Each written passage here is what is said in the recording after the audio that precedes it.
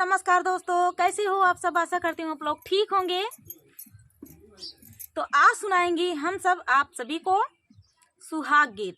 तो सुनिएगा और बताइएगा कैसा लगा। बहुत ही बढ़िया सुहाग गीत है, तो सुनिएगा और बताइएगा कैसा लगा। तो चलिए सुनाते हैं। घुमारी घुमारी बाबा तुलसी लगावई, अरे घुमारी घुमारी बाबा तुलसी लगावई, अरे अमावा लगावले अकेला रे लाला नावा, अरे अमावा लगावले अकेला रे लाला नावा, अरे जे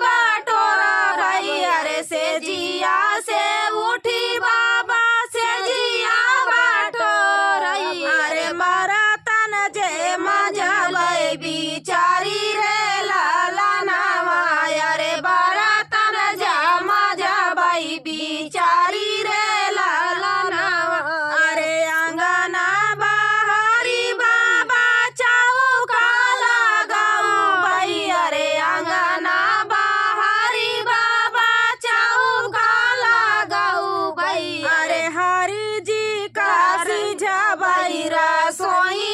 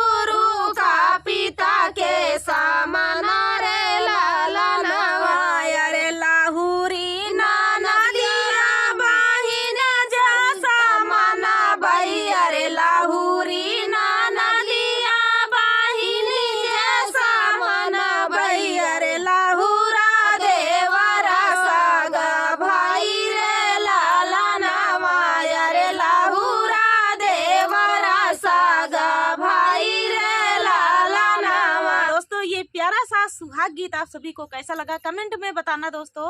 और चलिए मिलते हैं नेक्स्ट वीडियो में, तब तक के लिए नमस्कार।